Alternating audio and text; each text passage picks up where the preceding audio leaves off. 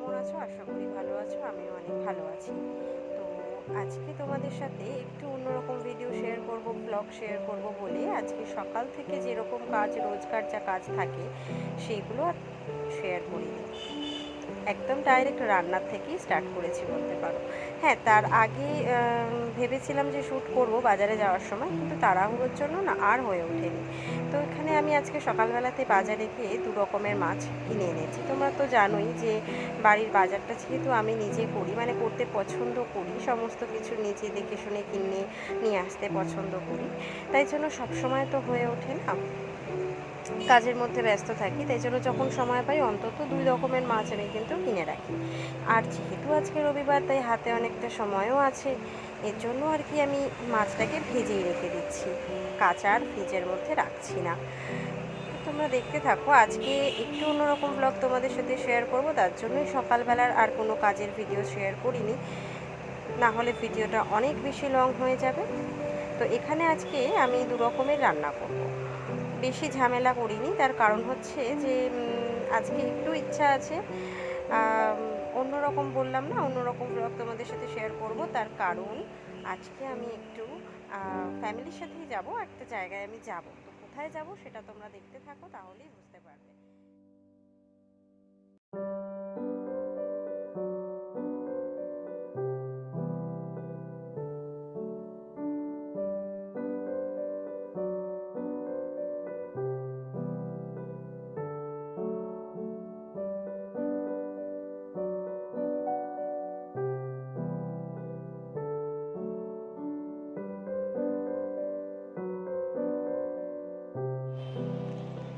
আমি তো এভাবেই মাছের ঝাল রান্না করি, তোমরা যদি অন্যরকমভাবে করে থাকো তাহলে সেটাও আমার সাথে কিন্তু শেয়ার করো।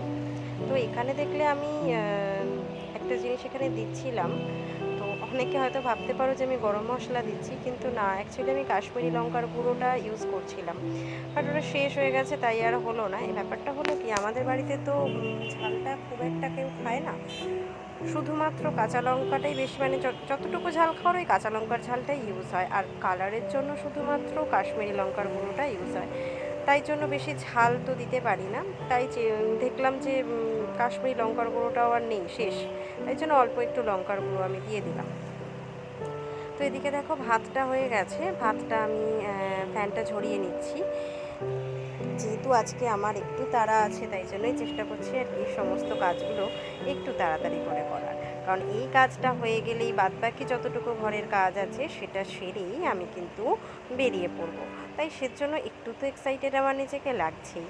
তো চলো তোমরা দেখতে থাকো, আমি তাড়াতাড়ি কাজগুলো করে নিই।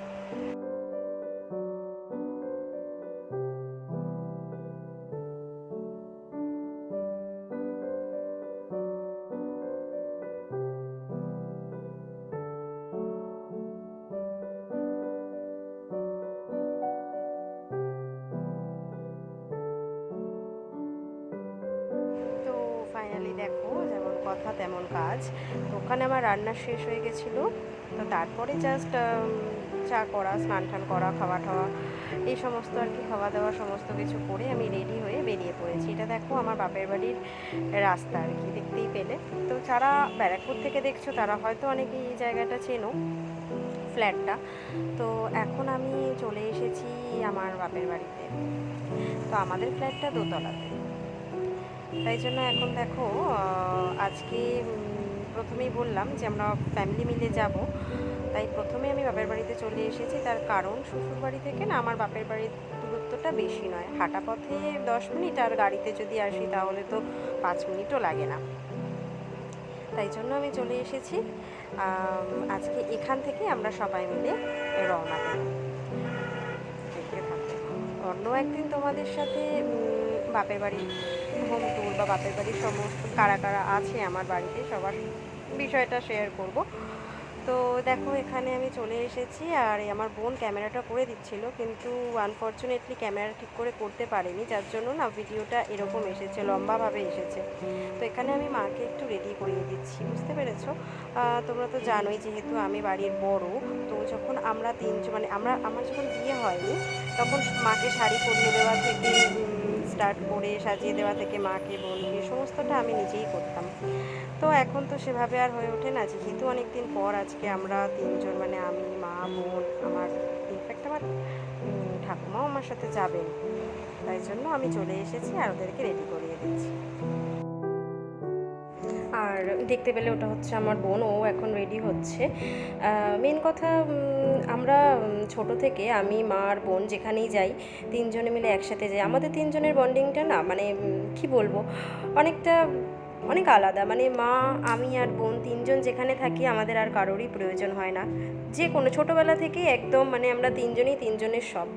তাই যখনই কোথাও এরকম কোনো জায়গায় যাওয়ার সুযোগ পাই আমরা তিনজন, সেটা কখনোই হাতছাড়া করি না। আমরা তিনজনই একদম বন্ধুর মতো। দেখো, বিয়ে তো আমার হয়ে গেছে ঠিকই, কিন্তু এখনও কিন্তু আমি মায়ের হাত ধরে হাঁটতে পছন্দ করি। আর মাকে বলছি বারবার যে ক্যামেরার সামনে তাকাও, মা আর তাকাতেই পারছে না। এই দেখো আমরা তিনজন মিলে এখন বেরিয়ে পড়েছি। ঠাম্মা একটু আগে বেরিয়ে গিয়ে গেটের সামনে একটু বসে আছে, তার কারণ হচ্ছে যে ঠাম্মা বলে যে একটু হাঁটতে তো আমার সময় লাগে, তাই জন্য আমি একটু আগে থেকে গিয়ে বসি। এই দেখো আমার ঠাম্মা বসে ফোনে কথা বলছে। আগেই বললাম যে আমরা তিনজন, আমাদের তিনজনের বন্ডিং খুব ভালো, তবে এনাকেও কিন্তু বাদ দেওয়া যায় না। ছোটোবেলা থেকেই মায়ের পরে যে আমাদের সবথেকে বেশি খেয়াল রেখেছে সেটা হচ্ছে আমার ঠাম্মা। হ্যাঁ, আমি অনেক সময় রান্নার বিষয়ে যে কথাগুলো বলে থাকি না তোমাদেরকে, যে আমার ঠাম্মার থেকে রান্না শিখেছি, উনি খুব ভালো রান্না করেন, হ্যাঁ এটাই হচ্ছে আমার ঠাম্মা, যার থেকে আমি রান্না শিখেছি। বা আমার সবথেকে, আমাদের সবারই, আমার বা আমার বোনের সবথেকে ভালো লাগে যা রান্না খেতে, সেটা হচ্ছে আমার ঠাম্মা।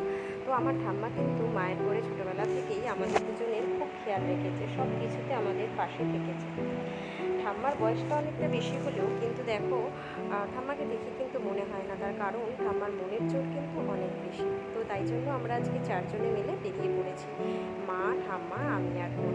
খুব মজা হচ্ছে জানো তো, অনেক সময় আমরা একসাথে কাটিয়েছি, তো প্রায় অনেকটা সময়, আমার জীবনের বেশিরভাগ সময়টাই তো আমি এখানে কাটিয়েছি। তাই জন্য আজ বিয়ে হয়ে গেলেও, কাছাকাছি যেহেতু বিয়ে হয়েছে, এরকম কোনো স্কোপ বা সুযোগ যদি আসে আমরা কিন্তু একদমই হাতছাড়া করি না একসাথে কোথাও বেরোনো। আর এই দেখো আমরা চলে এসেছি, এবার এখানে কিছু স্ন্যাক্স কিনে নিচ্ছি, যাতে ভিতরে ঢোকার পরে খেতে মানে বাইরে যাতে আর বেরোতে না হয়। খিদে তো পাবেই, খাওয়া ছাড়া তো থাকতে পারি না। তাই মা আর আমি মিলে দোকানে এসেছি এগুলো কিনে নিতে।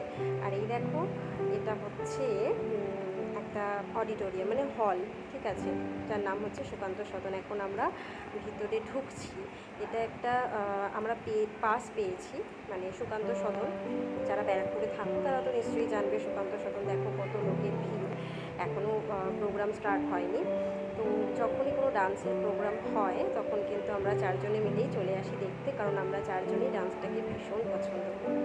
দেখো এখন তো স্টার্ট হয়ে গেছে, বেশি ভিডিও আর করতে পারবো না, তাই কিছুটা ক্লিপ আমি এখান থেকে নিয়েছি। কেননা অনেকটা দূরে বসেছিলাম তো, আর ক্যামেরাটা অত ভালো কোয়ালিটি নয় যে চলে আসবে আর কি পুরো ভালোভাবে ক্যামেরায়, তো সেটা তো সম্ভব নয়, ওর জন্য খুব একটা করতে পারিনি। স্টার্টিংটা যেটা ছিল, যেটাই দিয়ে স্টার্ট হয়েছিল, সেটাই আমি একটু শ্যুট করে নিয়েছি। এরপরে আর আমি শ্যুটটা করতে পারবো না। আর চলো তোমাদের রাখি, আমি এখানে চাইলেই হয়তো মিউজিকটা দিতে পারতাম। এটা একটা দুর্গা বন্দনার ডান্সটা হচ্ছিলো, খুব সুন্দর করেছে, কিন্তু দিতে পারতাম, বাট দিলে না কপিরাইট চলে আসতো, যার জন্য ভলিউমটা আর কি আমি অফ করে দিয়েছি।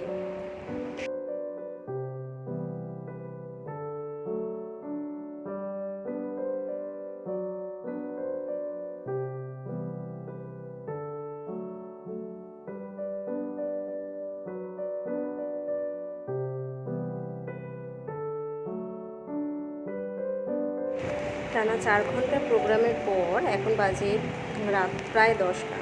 এখন আমরা বেরিয়ে গেছি, এবার টোটো ধরবো। এখান থেকে না রাত্রিবেলায় টোটো পাওয়াটা খুব মুশকিল ছিল। তারপর অনেক কষ্টে আমরা টোটোটা নিয়ে তারপর বাড়িতে গেছি। তো আজকের ভিডিওটা এইটুকু পর্যন্তই থাকলো, আবার দেখা হবে অন্য কোনো ব্লগে। সবাই ভালো থেকো, গুড নাইট।